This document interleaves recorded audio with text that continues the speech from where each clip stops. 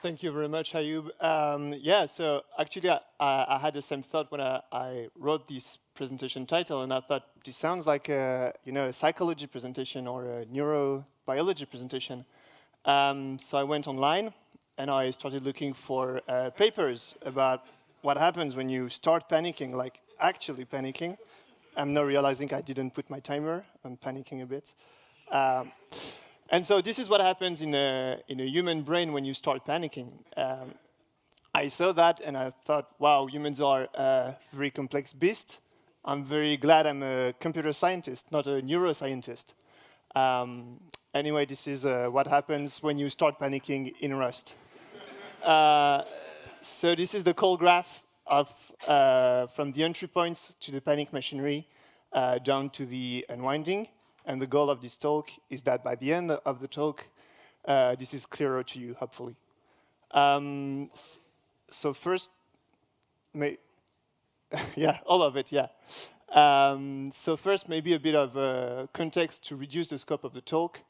I'm going to consider that you're doing Rust from and after edition 2021, because before that, the panic macro in core and STD were not exactly the same, so I'm not going to deal with that today.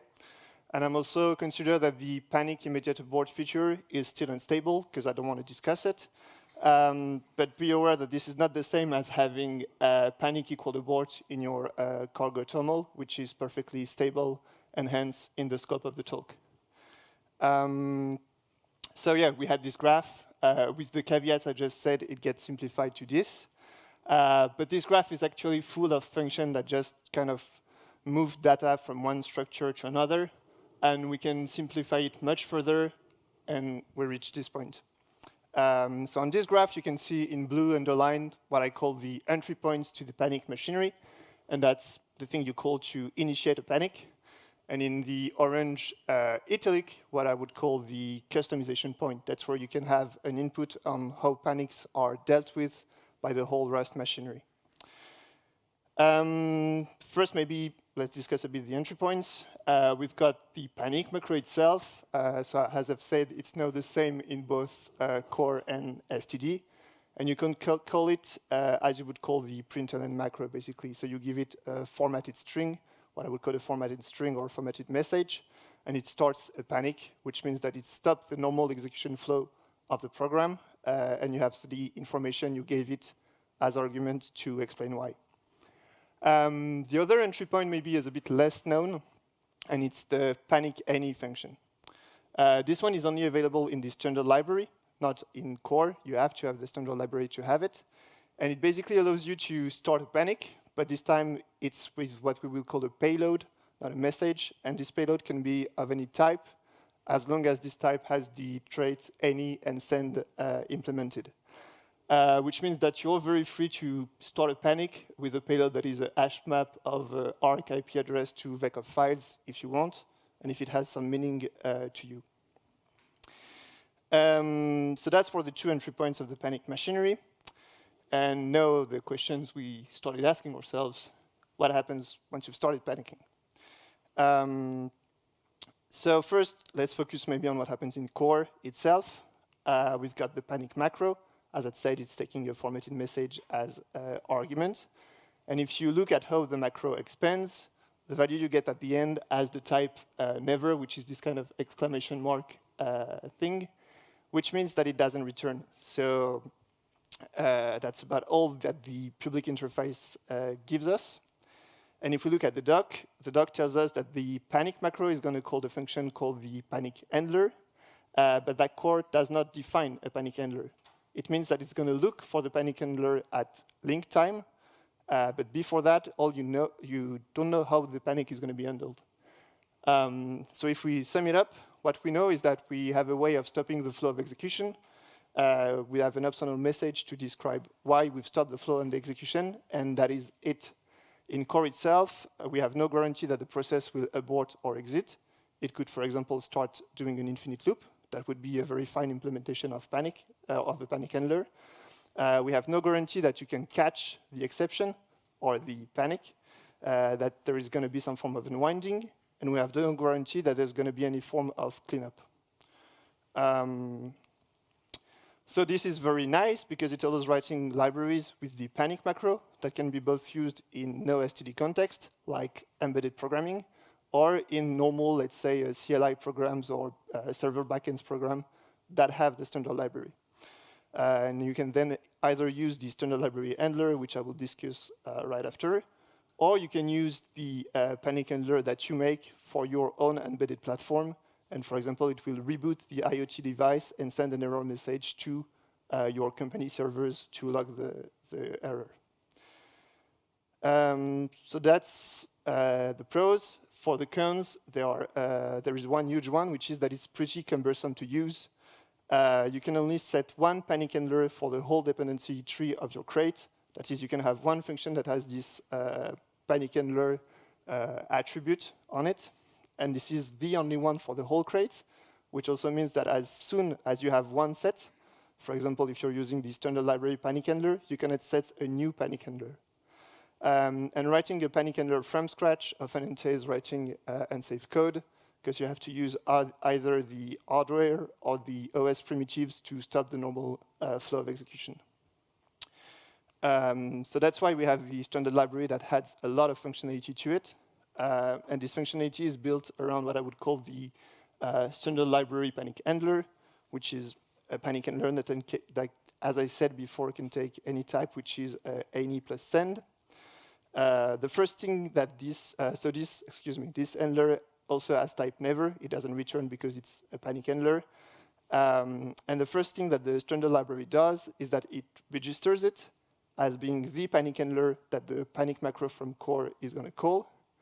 And it also gives us the panic any function as a way to call it, this time not only with the formatted message, but with the full functionality of the standard panic handler.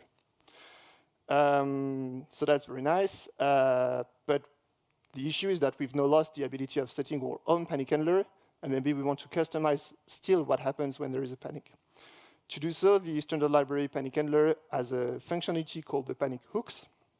What a panic hook is a function that is set globally, and that's going to be called by the standard library panic handler every time there is a panic.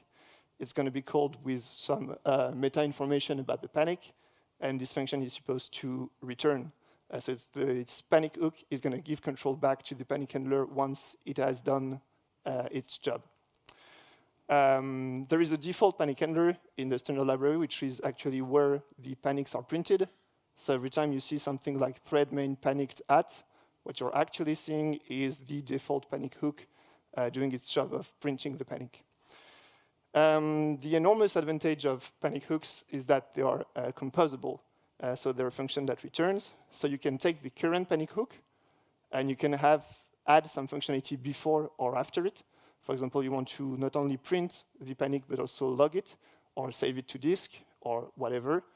And you can register this new function you've written as being the new panic hook.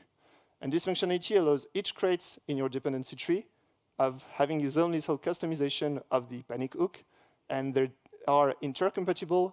Contrarily to panic handlers, they're not mutually exclusive. And finally, so now, from now on, we have the entry points. The handler controls goes to the panic hook. The error is displayed or whatever. Control goes back to the handler. The only thing we have left to do is actually stopping the flow of execution, and that's the job of the panic runtime. The panic runtime, you cannot have any arbitrary function. You can only choose between two panic runtimes in Rust that are provided by the language. One is abort, and the other one is unwind. The abort panic runtime simply stops the process. Typically on Linux or Windows, it just kills the process. And if there is any cleanup that has to be done, it is left to do to the operating system. So cleaning up memory, file descriptors, and so on. And the unwind, which I'm going to be talking quite a lot right after, does something different, which is that it walks the stack up. It finds all the things it has to clean up on the way. And once it reaches what is called a catch point, where the panic can be caught, it actually stops there, and you resume normal execution of the program. So that's the schema I was showing you at the beginning, and that's the boiled-down version of the schema I promised you that you would understand fully, and I hope that it's now clearer. To sum it up, we have 2 entry points, one only available in core, or rather in STD, which is Panicking, and the other one available in both core and STD, which is the panic macro. And you have 3 customization points, which are in fact only either one customization point if you're in core, because you can only customize the panic handler itself. And if you're in STD, the panic handler is already set, so you can only customize the panic hook and choose one of 2 runtimes. So from now on, this slide is a bit awkward. I never know where to put it, but it's there. So I've hinted that we have the panic unwind runtime, which is basically letting exceptions go up the stack. And something that it means, which you can see in the title of the slides there, is that in Rust, once you have a panic with the unwind runtime, what you actually have is exceptions. Plain old exceptions like in C++, Java, D, or whatever. Except that in Rust, it's not try-catch block or try-except blocks. It's the catch unwind function you use to catch exceptions that are going up the stack. The catch unwind function takes a closure, executes it. If there is any panic in the closure, you get an error result, an error variant of the result with the panic payload inside. And if there is no panic, you get the OK variant with the result of the closure. With that being said, all we have left to see is how unwinding works. So as I've said, panics with the unwind runtime are kind of exception. And to understand exception, we will first have a brief recap of the normal flow of execution of a program. And that's some Rust code that's been compiled. We've got a function f that's called by another function, and a function g that f is calling. And we can see that in the assembly code of f, there is this call q instruction, which basically says jump to this function g. The thing in red is the address of g, the argument to call q. You're going to jump to the code of g, execute g, and at the end, you've got this return instruction, and control is going to come back to f right where it left f. So control is going to basically go from call q inside of g, and then back to f exactly at call q. And that's very practical, because it means that for f, it has the guarantee that it can run its own cleanup when there is no panic. So it knows that if it ever gives control to a function, control is going to come back to it, and then it can run its own cleanup. Things change once you have a panic. So for example, now I've slightly modified g, so that at the beginning you test if its argument is equal to 0. If yes, you initiate a panic, so that it's basically an assert x not equal 0. And if x is equal to 0, you jump to what I've called the panic code. So if there is no panic, if x is not equal to 0, that's perfectly fine. It's as before. If there is a panic, however, then control somehow magically leaves g at the panic code point, and then we have to go up the stack, and we have to, along the way, clean things up properly and catch if there is a catch unwind. What I've called the panic code in the slide, we sometimes call the unwinder or the unwinding framework. And so that's basically a function that's given to you by the Rust runtime, also by the C++ runtime if you're doing C++ exceptions. And this function, all it knows when it starts is where it's been called. It doesn't know where it should stop. It doesn't know how it should call the thing. It has to figure that out as it unwinds the stack. To do this unwinding, so the rest of what I'm going to say now is Linux x64 specific. It applies to other Unixes like macOS for sure, at least partially. For Windows, I think it doesn't apply. I don't know much about Windows. So in Linux x64, if you look at the binary you have once you've compiled your cargo, your Rust crate, it doesn't only contain the machine code for, let's say, normal execution of the program. It also contains some machine code to clean up during the unwinding. And most importantly, it contains some metadata tables. This metadata is encoded in the format code of the DWARF, or rather it's bytecode that generates the metadata tables. But I'm not going to say so much more about this. What's important is that these metadata tables, have two purposes. The first one is debugging symbols, and you're familiar with that. This is the -g argument to GCC, or the debug equal true options of your cargo terminal. And the other purpose is stack unwinding. So that's also these metadata tables that indicates you where you can find the cleanup code and whether or not the current function you're unwinding through is catch unwind or not. So let's look maybe at a more concrete example. That's still the code of F. And if we look in the binary that rustc has given us, we can see that somewhere else in the ELF file, so in the binary file, we have this metadata table that is below.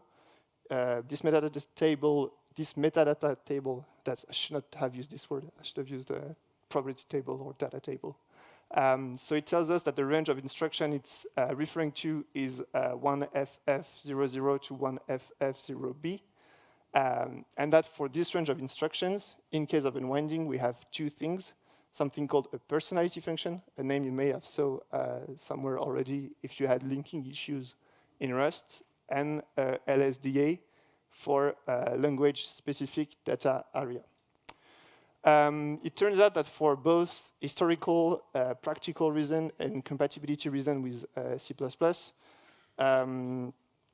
Rust uses the same personality function as GCC uses for all the languages that GCC supports. So for C++, ADA, D, Objective-C, they all have the same personality function. This idea of having a personality function that refers to a range of code and this data area that's going to be given by the unwinder as an argument to the personality function is not something that Rust decided on its own. It's actually how you're supposed to unwind exceptions in C++, and you don't get a say in that. And that's why Rust uses this somewhat weird way of doing the unwinding, or at least complex at first. It's to be compatible with C++. Because Rust uses the same personality function as GCC, there is no Rust-specific information in it. All the Rust-specific information has to be in the LSDA itself. So we have to dig like one level deeper. And I'll show it right on the next slide, but basically, sorry for the phone going off. Basically, what you have to remember is that there are tables that indicate for a range of normal instructions in the code where the corresponding cleanup code is, and whether the range of code is the function catch and wind, in which case you should stop the exception from going further, or whether you should continue unwinding. Let's look maybe at a more concrete example of cleanup code. We have the foo function there that's taking two arguments. Both of them are box U8. So because they're boxes, they're allocated on the heap, and you have to free them if you're unwinding, if you want to prevent leaking memory. The foo function is calling another function that we will assume is defined somewhere and called f. And it's returning its y argument and dropping its x argument in the middle. So during the first call to f there, neither x nor y have been dropped or moved out of the function. And so they both have to be dropped if f panics. Otherwise, we're going to leak their memory. For the second call to f, we've already dropped x at the line right before. So we can, when we're cleaning up, we only have to clean up y. X has already been freed. So the corresponding assembly code is there. I've highlighted the called parts, which are really important. The rest is just moving registers around. So that's the, we've got the call to f, the call to drop, and then the second call to f. And if we look at the LSDA tables, what we're going to find is pointers to some ranges of cleanup code. The first function, cleanup code, which is situated on the very top left there, we can see that it first does one deallocation, and then it jumps to code that does a second deallocation and resumes unwinding, whereas the code for the second call to f, on the contrary, immediately goes to the second deallocation, because the first x had already been dropped, and then goes to resume the unwinding. So I'll show you maybe the Rust code once again to be sure that everyone is fresh. The first cleanup code needs to drop both X and Y. For the second call to F, X has already been dropped, and so you only need to go to the second half of the cleanup code. And that's the cleanup code. In practice, this cleanup code is going to be laid out right after the code generated for your function in the binary.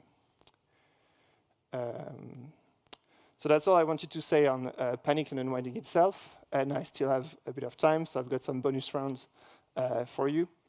The first one is a funny use of panic any that comes from the compiler, or at least is adapted from the compiler, and that because the first time I saw this function, I thought, what can it be useful for?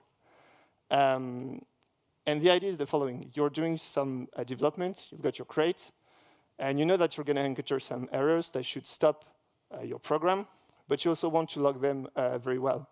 So you've got a function that does all the logging. Maybe it's sending to some logging server somewhere some information and so on. And then it starts panicking.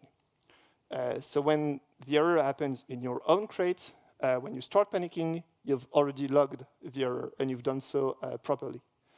But the thing is that you also want to log foreign panics. So let's say you call a function from the standard library that panics. You also like to send some log about that to your remote logging server. But because the panic already happens, it's very likely that the log message will be of much less quality than the one you did in your own code. So you still want to log your panics, let's say, before they happen, but the panic that comes from the foreign code, you want to log them once they've happened, because you just don't have a choice to do it any other way. So if we relook at the graph, what you would basically like to do is, during the panic hook, you want to look the panics, but only the ones that are foreign, the ones that do not come from your own code. And to do so, what is done, at least in the compiler, or kind of in the compiler, is you define your own unit struct, for example, and when you panic in your panic function that does the logging, you're going to call panic any with my own panic payload. My own panic payload doesn't contain anything. Its only use is that in the panic hook, once you get this din any plus send thing, you can check if it was my own panic payload.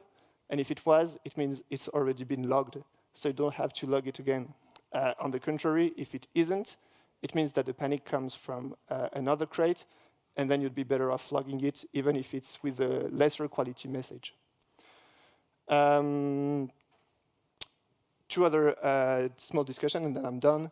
The first one is that since Rust 171, you can have code that panics and that is interoperable between C++, Rust, and C and Rust. So an example would be you have this C code that's part of SQLite 3, which takes a callback. You want to call it in Rust, and you want the callback to be written in Rust. And what you want is that if there is a panic in the callback, the panic goes up the stack through SQLite 3 and can be caught, for example, in your Rust code if you want. To do so, you have to have compiled SQLite with the F exceptions option to the C compiler. And what this option does is basically generate the unwind table I've discussed for the C code, because C doesn't have exceptions by default. The other thing you may want to be doing is having C++ that throws exception. Somehow you have Rust code this time that this exception has go through, and then it's caught in C++ again. Excuse me. My bad. And to do so, all you have to do is, instead of using the extern C ABI to your function, you use the extern C unwind ABI, which is going to ensure that functions can be unwound through. One very last point is we often hear that Rust wants to be zero cost. Same goes for C++ that pretends to have zero cost exceptions. Is it really the case after all I've explained? Well, apparently yes, in the sense that there is no runtime instructions added. When there is a panic in the function you've called, you don't actively check the return value of the function you called.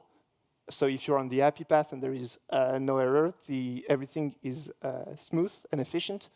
But if there is a panic, then you pay a heavy cost because you have to do all the unwinding and dwarf parsing and so on. But even if there is no panic, having the dwarf thing means that much more code is generated. That's about 10% on any binary. And so on top of the size of the binary issue, you also get issues of cache locality for performance, and it also reduces some optimization possibilities. There are some rare cases where the cleanup code has to know through runtime tracking which variables have been initialized and which haven't been initialized, and that also can have a cost, though it is quite rare. But maybe the biggest cost of them all when it comes to unwinding is the complexity it adds. There is this very cool blog post by Nico Matsakis, which basically shows that a lot of complexity we have in Rust can be attributed to having the possibility of unwinding. For example, the fact that mutex have to be able to be poisoned. There is some reduced optimization potential. Number 3 actually is a pretty fun example. You would think that it would be OK for the borrow checker to accept this code. You basically have 2 references, A and B. You take the value of B, you put it in A, but it's OK because right after you take the value of, you take some value V and you put it in B. So B is not going to be uninitialized after the end of these 2 instructions, except if during the first instructions there is a panic.